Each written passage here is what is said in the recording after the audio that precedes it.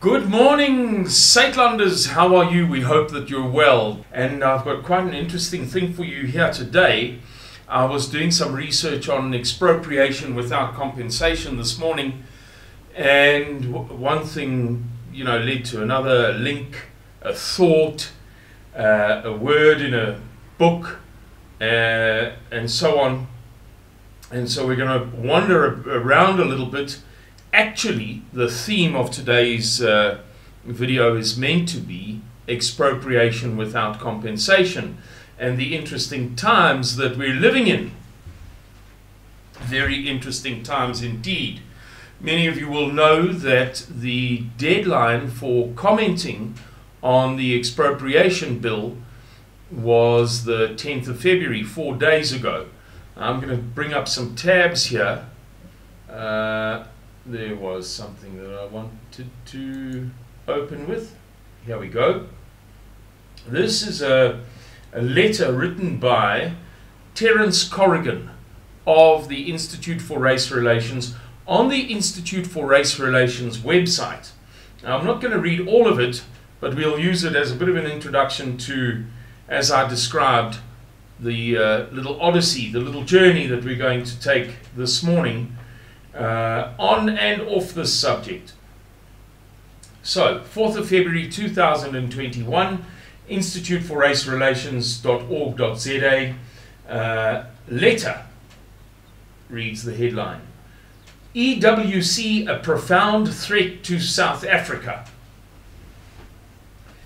The expropriation bill is a key element of the drive for expropriation without compensation by the government and the ANC. So in other words, the government as the government and the ANC as the ANC, along with its allies on the matter, the EFF. Now, you won't need me to tell you that there have been murmurings for some time that the EFF and the ANC are seeking a rapprochement, a reconciliation. And we'll talk about that a little bit more in another video. In any case, it goes to the thing of the EFF all along having been a construct of the ANC, a creature, a creation of the ANC, as controlled opposition. In other words, that it was intended deliberately to occupy political territory that was too politically incorrect in the eyes of the world for the ANC to be seen to occupy it, for the purposes of dragging the ANC leftward. Let's say, for instance, there was a town hall meeting, and I was perhaps a centrist. There's a town hall meeting, we're going to have a big debate about some drama in the municipality, and I was known to be a conciliatory figure, trying to bridge the gap between the more radical people and the less radical people, the conservative people and the radicals. But I felt that under the circumstances, it would be best if we went with the conservatives. I'm hoping that in this debate, in this town hall meeting concerning this municipal problem, the conservatives are going to win, but I can't afford to be seen to be entirely conservative. I'm going to lose some of my kind of left-wing support as some dude in the neighborhood who's got an opinion, which I always do have. And I say to you, I tell you what, when we go in there this evening, you should rant and rave and kick up a stink about things in a way that agrees with the conservatives. Support the conservative position, shout, moan, grumble, complain. A real performance. I will then reluctantly, supposedly reluctantly, drift towards your position And nobody will be able to hold it against me, because they'll all think that I'm doing it really to keep the peace and to be reasonable and to, you know, that I don't have much choice. Now, the ANC has done just that with the EFF. They created a party that would radicalize the atmosphere of politics in South Africa, so that they, the ANC, didn't have to do it. If they had done it, if they had revealed their true colors as radical leftists, as the party of the Leninist, Soviet-style, national democratic revolution, they would have lost support in the eyes of the world. But the EFF has managed to drag the whole agenda of South African politics leftward, actually for the ANC's benefit. Okay, so that's the reason why the EFF and the ANC are working with so much consensus on expropriation without compensation, and why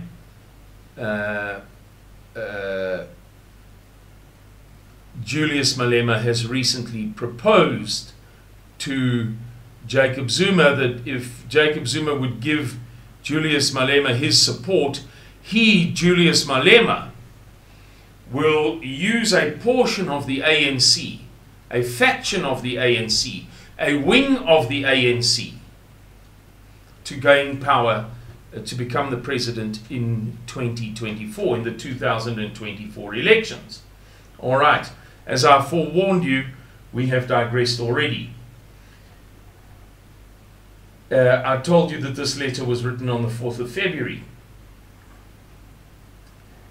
As the window for comment on this piece of legislation is rapidly closing, i.e. the 10th of February to which we've referred, and I remind you today that today is the 14th of February, South Africa would do well to note its implications. Understand that the bill is not just about land, still less just about farmland. It covers all assets that the state might have an interest in.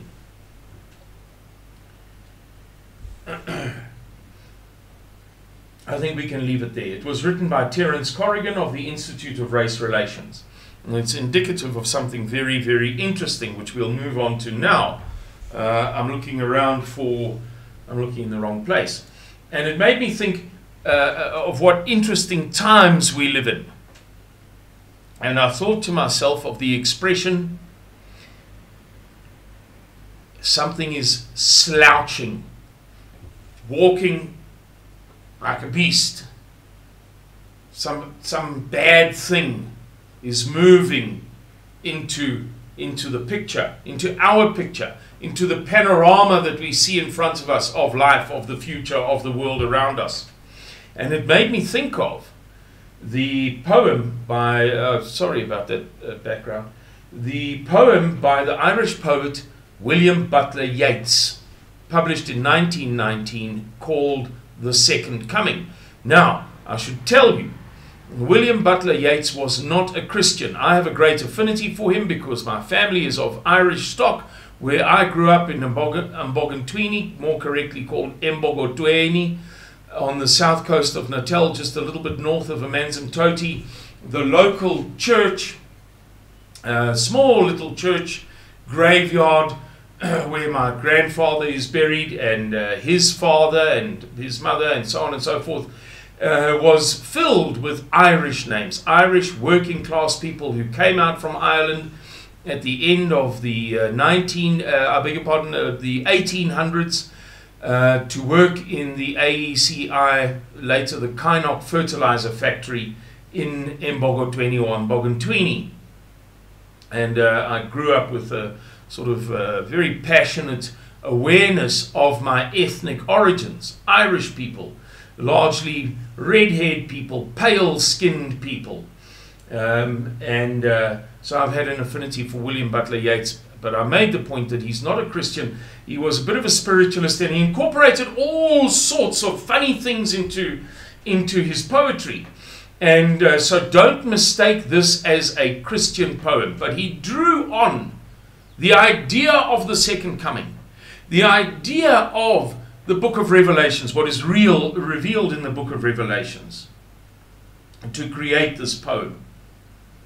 And it's a very, very, one of the most famous poems in English. And as a Christian person, you cannot help but have some, let's say a Christian conservative in these times, you cannot help but have some sympathy for this poem, because it reflects so well, although it was not his intention to give a Christian message. He was merely drawing upon the idiom of Christianity to create a metaphor for the times that he was living in.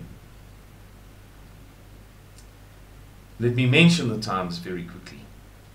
It was 1919 when the poem was published. He wrote it between 1918 and 1919. It was just after World War I, when Western Europe had been devastated in a way hitherto unknown to mankind. Utterly devastated, with the loss of millions and millions and millions of young men, particularly, overwhelmingly. And it was the time of the beginnings of Irish nationalism, or the beginnings of the active fight for Irish nationalism, for Ireland to be released from the grip of Great Britain. And thirdly, in those 2 years, over the period of those 2 years, it was the Spanish flu epidemic. And his pregnant wife, you could say it's a fourth thing if you like, his pregnant wife fell ill with the Spanish flu. Now, you may or may not know that in some geographical regions of Europe, the Spanish flu fatality rate was 70%. In some geographical regions of Europe, the fatality rate of Spanish flu for pregnant women was 70%, if you can even believe that. So his wife, pregnant wife, baby in her tummy, gets the flu. So he's thinking of this, I should mention something else.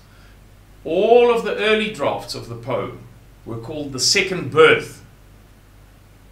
So he was referring to the birth, the forthcoming birth of his child. He was referring to the rebirth, the hoped for rebirth of Ireland.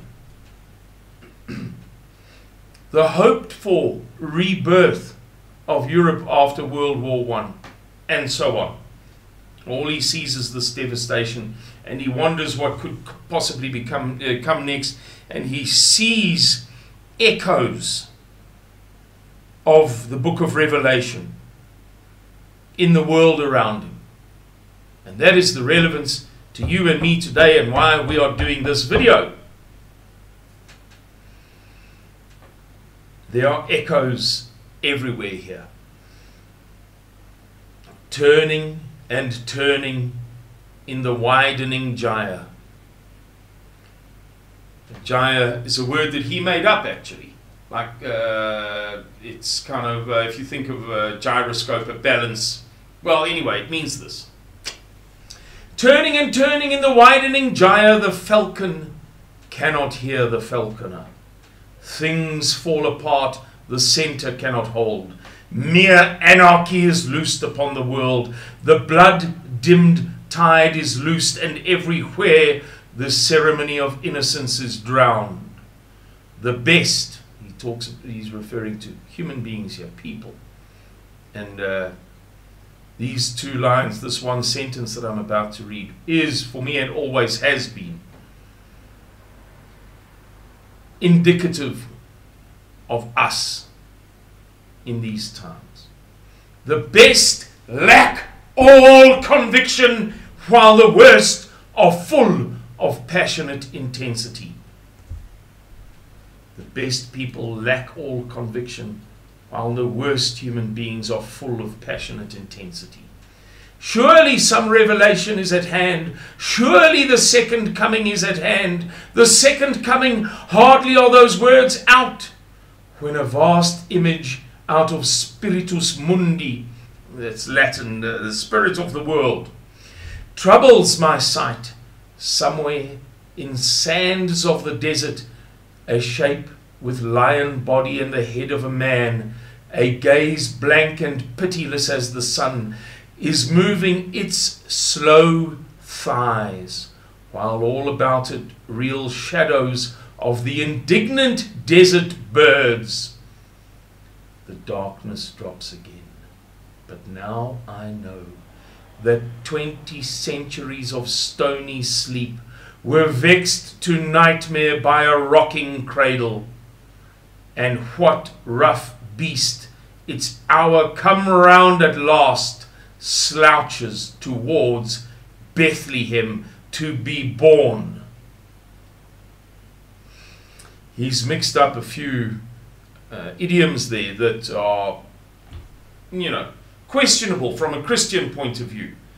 But the fact remains that this guy, who was not a Christian, he was a bit of a spiritualist, that kind of thing, that this guy did an excellent job of drawing upon Christian idiom to express his how deeply perturbed he was by the state of the world at that time.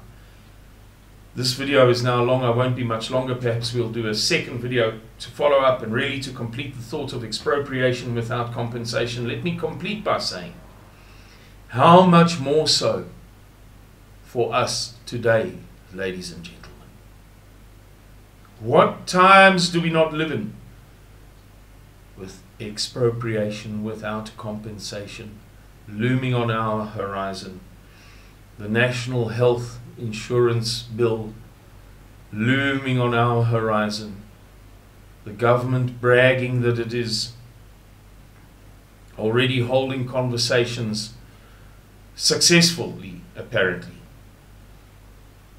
with life insurance companies to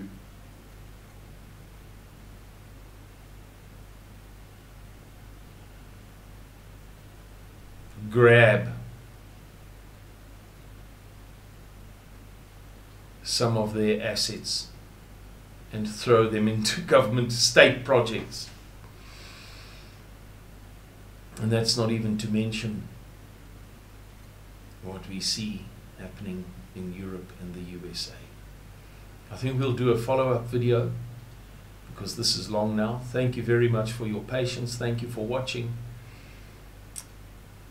Take good care of yourselves, and we'll speak again soon. God bless you, and bye-bye.